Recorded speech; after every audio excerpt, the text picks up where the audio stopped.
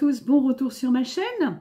Alors, je continue avec mes questionnaires en lien avec l'UE28, processus obstructif, et cette fois, il va être question d'artérite oblitérante des membres inférieurs.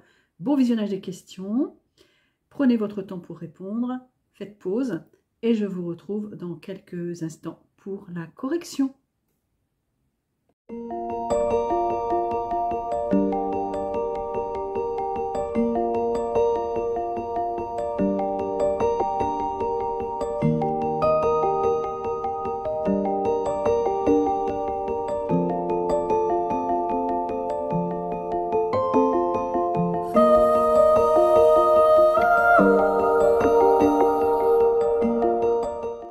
Bien, maintenant que vous avez visualisé le questionnaire concernant l'artériopathie oblitérante des membres inférieurs, je vais passer à la correction. Donc la première question était définir l'artérite oblitérante des membres inférieurs. Alors, il vaut mieux dire artériopathie qu'artérite d'ailleurs. Donc, les artériopathies oblitérantes sont toutes les lésions de la paroi artérielle dont l'aboutissement commun, qui est plus ou moins tardif, est l'oblitération complète du tronc artériel à un niveau quelconque, suite à un épaississement des parois, lié généralement le plus souvent à l'athérome.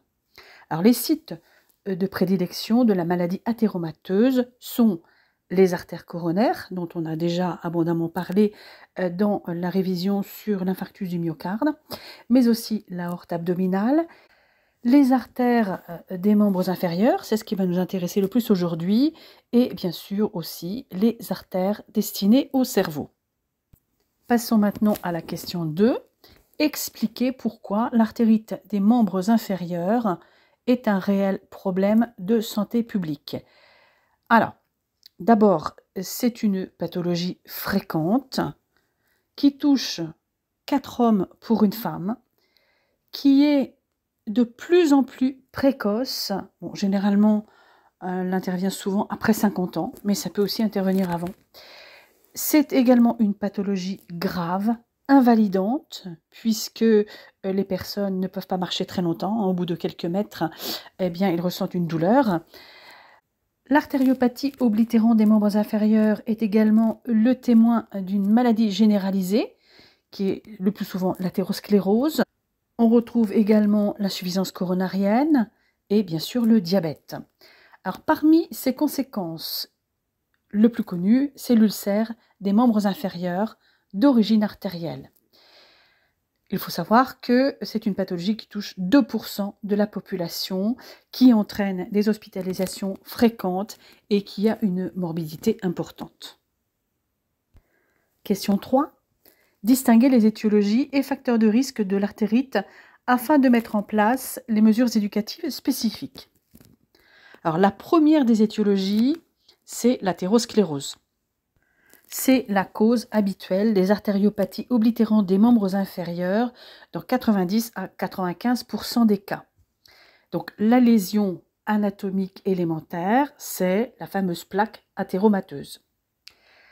Les complications sont des calcifications de la paroi artérielle, une sténose de la lumière de l'artère, du fait de l'accumulation de ces calcifications ou des plaques d'athérome, une ulcération également de la lumière. Il peut aussi y avoir une thrombose au contact de la plaque avec des occlusions aiguës du tronc artériel ou des embolies en aval, une fragilisation de la paroi, à type d'anévrisme par exemple. Quelles sont les localisations artérielles pour cette pathologie? Eh bien, on retrouve l'aorte abdominale et les artères des membres inférieurs, notamment les artères iliaques. Et également d'autres artères, on l'a évoqué tout à l'heure, les coronaires et les artères cérébrales. Voyons maintenant les facteurs de risque. Il y a les facteurs de risque endogènes, c'est-à-dire l'hérédité, le sexe et l'âge. On a vu que c'était plus souvent en prédominance masculine, que l'âge était plus souvent après 50 ans. Mais il y a aussi les facteurs de risque exogènes en lien avec les habitudes de vie. Et bien entendu, en tête de peloton, dans ces facteurs de risque, on retrouve le tabac. C'est le plus grand facteur de risque d'artériopathie oblitérante, notamment des membres inférieurs, et pas que des membres inférieurs, hein, toutes les artériopathies. On retrouve aussi la sédentarité, le stress, l'alimentation riche en lipides et glucides, l'excès de poids, l'alcool et la prise de pilules. Mais ce qu'il faut retenir, hein, surtout, c'est le tabac, la sédentarité, le stress et les facteurs donc alimentaires. Il existe aussi des facteurs exogènes en lien avec des pathologies. Et bien entendu, là, on pense au diabète, avec les macroangiopathies et les microangiopathies. À côté du diabète, on a aussi l'hypertension artérielle et l'hypercholestérolémie. Ce sont vraiment les trois principales. On peut retrouver aussi d'autres pathologies comme des désordres métaboliques en plus de l'hypercholestérolémie, comme par exemple l'hyperuricémie ou les hypertriglycéridémies. Mais il existe aussi bien d'autres étiologies, comme par exemple les maladies inflammatoires, type maladie de Burger, qu'on appelle aussi la thromboangéite oblitérante. C'est une artériopathie qui appartient au groupe des artériopathies dites juvéniles, parce qu'elle touche les sujets de la trentaine, grands fumeurs. Elle touche particulièrement les extrémités et elle est également associée à des thromboses veineuses. On trouve également la maladie de Takayasu, qui est également une maladie inflammatoire. Elle touche particulièrement l'aorte et les artères élastiques. On l'appelle aussi la maladie des femmes sans pouls ou syndrome de Martorell. Donc vous l'aurez compris, c'est une maladie de la femme dans plus de 70% des observations et de la femme jeune, puisqu'elle débute souvent entre 20 et 30 ans. À côté de ces deux pathologies que je viens de citer, on retrouve aussi des collagénoses, comme la périartérite noueuse, le lupus érythémateux aigu disséminé ou la maladie de Horton. Alors, la périartérite noueuse ou maladie de Kussmaul-Meyer, c'est une angine nécrosante, systémique, qui a la particularité de toucher préférentiellement les artères de petit et moyen calibre de la grande circulation et elle évolue par poussées successives. Le lupus érythémateux aigu disséminé, lui, est une connectivite à prépondérance féminine et qui s'estompe avec l'âge. C'est une pathologie qui apparaît le plus souvent entre 20 et 30 ans. Cette pathologie n'a pas que des manifestations artérielles, car il y a également de nombreuses localisations viscérales. Quant à la maladie de Horton, c'est une artérite inflammatoire qui survient presque exclusivement chez la personne âgée et qui touche avec prédilection donc des artères de gros calibre, avec une affinité particulière pour les branches des artères carotides externes, temporales, faciales, occipitales et des carotides internes à destinée ophtalmique. Parmi les autres étiologies, il y a aussi des atteintes dégénératives, comme par exemple des troubles de la viscosité sanguine, ou des atteintes plus focalisées comme les microtraumatismes artériels ou des artérites post-emboliques ou post-radiques. J'attire de nouveau votre attention sur le terme d'artérite des membres inférieurs. Le plus souvent, quand on parle d'artérite, on signifie plutôt artériopathie oblitérante des membres inférieurs. Donc, il vaut mieux utiliser le terme d'artériopathie oblitérante plutôt que artérite, puisque quand on parle d'artérite, il s'agit uniquement d'inflammation. Or, on voit bien que toutes les artériopathies oblitérantes ne sont pas liées à une inflammation, ne sont pas liées à des maladies inflammatoires. Autre confusion souvent que l'on peut entendre, c'est la confusion entre athérosclérose et artériosclérose. Alors, il ne faut pas les confondre. L'athérosclérose est liée à un dépôt de plaques d'athérome dans l'intima, à caractère donc évolutif, et l'artériosclérose, c'est une induration du tissu artériel qui s'hypertrophie sous l'effet du vieillissement. Donc deux termes bien différents. Dans la question 4, il s'agissait donc d'annoter le schéma relatif à l'aorte et ses branches, aux artères des membres supérieurs et plus particulièrement des membres inférieurs, afin donc de préciser les différents niveaux d'atteinte éventuels et de comprendre les indications thérapeutiques.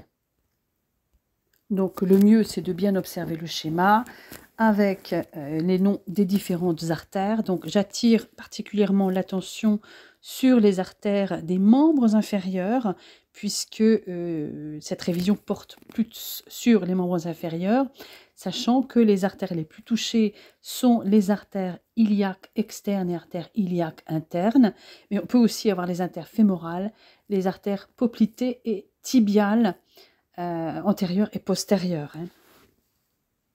Donc, je vous conseille de faire pause sur ce schéma pour bien visualiser les différents termes et les localisations. Je passe donc à la question 5. Il s'agissait de décrire la structure d'une artère et de citer ses caractéristiques fondamentales permettant de comprendre le mécanisme physiopathologique de l'artérite, ou plutôt de l'artériopathie oblitérante. Donc, comme on peut le voir sur ce schéma, la paroi d'une artère est composée de 3 tuniques qui sont de l'intérieur vers l'extérieur, l'intima, la média et l'adventice. Il existe entre l'intima et la média une couche qui est faite de fibres élastiques qu'on appelle la limitante élastique interne et une limitante élastique externe entre la média et l'adventice. La média est donc la couche moyenne de la paroi artérielle qui est composée de collagène et d'élastine, et dans les artères de petit moyen calibre, elle contient donc des fibres musculaires lisses qui permettent la vasoconstriction. Donc cette média est composée de cellules musculaires lisses, de tissus conjonctifs élastiques et de collagène. Quant à l'intima, la tunique donc interne, elle est assez mince, lisse, et elle est tapissée de cellules endothéliales. Donc cet intima est revêtu d'un endothélium. Passons à la question 6. Il s'agissait donc de citer les signes cliniques existants aux différents stades de la maladie. Donc là, on va s'intéresser donc à l'artériopathie oblitérante des membres inférieurs. Donc au stade 1, il n'y a pas de symptomatologie fonctionnelle, mais on peut avoir une abolition d'un ou plusieurs pouls. Le premier souvent à être atteint, c'est le pouls pédieux, mais ensuite on peut aussi également avoir le pouls poplité qui peut être touché. Au stade 2, on va parler d'ischémie d'effort, de claudication intermittente, c'est-à-dire une douleur au niveau des membres inférieurs lors de l'effort de marche. Et cette douleur, elle est liée à un débit sanguin artériel qui va être suffisant au repos, mais qui devient insuffisant à l'effort. Donc cette douleur ne survient qu'à l'effort. Au stade 3, on va parler d'ischémie de repos. À ce moment-là, on a des douleurs de décubitus, c'est-à-dire que là, le débit artériel est insuffisant, même au repos, et on a une ischémie permanente qui peut se manifester par des espèces de crampes, des crampes très douloureuses. Et au stade 4, on va parler d'ischémie évoluée avec des troubles trophiques et éventuellement de la gangrène. Donc c'est à ce stade 4 qu'on va avoir l'apparition des ulcères, des membres inférieurs d'origine artérielle. Donc vous retrouvez dans les 2 tableaux une schématisation de cette clinique avec effectivement au stade 1 une sténose qui n'est pas trop importante, qui est inférieure à 50%. On a une baisse du débit artériel, mais une circulation collatérale suffisante, donc il n'y a pas de douleur. Au stade 2, la sténose commence à dépasser les 50%. On a toujours ce débit artériel insuffisant, mais là, cette fois, la circulation collatérale n'arrive pas à prendre le relais et on retrouve donc une ischémie d'aval qui est intermittente avec une douleur qui va apparaître au moment d'un effort. Quant au stade 3 et 4, là, on a vraiment une ischémie qui est permanente parce que l'oblitération de l'artère est totale. Et donc, on va avoir une symptomatologie plus ou moins sévère, donc avec des douleurs au repos, voire des troubles trophiques si on est à un stade 4. Question 7. Justifier l'intérêt des examens complémentaires concourant à la confirmation du diagnostic, à l'identification des lésions, à l'évaluation de l'état général du patient et participer à leur réalisation et à leur surveillance. Alors c'est un peu mal formulé. j'aurais dû dire, voilà, justifier comment on peut participer à la réalisation et comment on surveille souvent au décours de ce type d'examen. Le premier des examens, c'est l'examen clinique d'effort. Il suffit pour cela de faire marcher le patient et de voir au bout de combien de temps la douleur apparaît. Ensuite, on a l'échodoppler artériel, la TCPO2, l'abdomen sans préparation, l'artériographie des membres inférieurs, l'électrocardiogramme d'effort, la scintigraphie myocardique, l'échographie cardiaque, une radiothoracique tout simplement aussi. On peut aussi avoir une fibroscopie gastrique et des EFR. Et s'il y a une intervention chirurgicale, on peut ajouter aussi une coronarographie ou un échodoppler TSA ou une échographie abdominale. Tous ces examens peuvent faire partie du panel d'examens. Tout dépend de la symptomatologie effectivement, et des localisations artérielles. Je vais reprendre les principaux et évoquer effectivement en quoi ils consistent et quel est l'objectif et qu'est-ce qu'on surveille ensuite après ces examens éventuellement. Donc l'échodoppler artériel est un examen qui utilise les ultrasons, complètement indolore, inoffensif pour l'organisme, puisque l'utilisation des ultrasons est sans conséquence sur la santé. L'objectif de ce type d'examen, c'est de vérifier la perméabilité et la forme des artères, notamment de dépister s'il y a un rétrécissement, une sténose, des artères qui serait due par exemple à l'athérosclérose, mais aussi de dépister une oblitération, c'est-à-dire une occlusion d'une artère, ou encore une dilatation anormale d'une paroi artérielle. Et autre objectif, c'est étudier les flux sanguins, c'est-à-dire la quantité, mais aussi la vitesse, le sens et les irrégularités éventuelles. La TCPO2 ou oxymétrie transcutanée est la seule méthode de mesure de l'oxygène libéré par les capillaires à travers la peau, qui reflète l'état métabolique du membre inférieur. Alors, les objectifs de l'oxymétrie transcutanée, qu'on appelle aussi la pression partielle transcutanée en oxygène, c'est d'évaluer la capacité de cicatrisation des plaies et de la qualification pour l'oxygénothérapie hyperbare, par exemple. C'est aussi déterminer le potentiel de cicatrisation des patients qui subissent une amputation lorsqu'elle est réalisée en lien avec d'autres évaluations cliniques et aussi quantifier la gravité d'une ischémie et de stratifier le pronostic chez les patients atteints d'ischémie critique chronique des membres inférieurs. Enfin, un dernier objectif, c'est de diagnostiquer une artériopathie périphérique chez des patients avec des artères calcifiées et des orteils amputés. Autre examen important en médecine ou chirurgie vasculaire, c'est l'artériographie des membres inférieurs. C'est un examen radiologique qui est obtenu par l'injection d'un produit de contraste iodé dans l'artère fémorale. Et son objectif, c'est de visualiser les artères des membres inférieurs pour mettre en évidence une pathologie ou une anomalie. Alors, c'est un examen qui nécessite une préparation. Tout d'abord, le patient doit être à jeun, bien que l'eau soit permise pour une prise de traitement, par exemple. Vérifier s'il n'y a pas d'allergie à l'iode, et dans ce cas, il faut faire une prémédication sur prescription médicale. Est-ce que le patient présente une anxiété? C'est quand même un examen un peu invasif, donc le patient peut être anxieux, auquel cas le médecin prescrira alors un anxiolytique. Il faut aussi s'inquiéter avant l'examen de savoir si le patient est sous antivitamine K ou sous antiagrégant plaquettaire, auquel cas il faudra arrêter le traitement en 48 ou 72 heures avant l'examen selon le traitement. Il faut également réaliser avant cet examen un bilan de coagulation et un bilan rénal, puisque le produit de contraste est éliminé par les reins. Et en surveillance post-examen, il y a la surveillance du risque hémorragique, du risque infectieux, avec une mise au repos pendant 24 heures, une surveillance du point de ponction très attentive, le risque d'insuffisance rénale que je viens d'évoquer, et c'est pour ça qu'on fait un bilan rénal auparavant, et il faudra donc faire boire ce patient pour éliminer donc le produit de contraste, et il faudra contrôler la fonction rénale, et il y a aussi un risque de thrombose.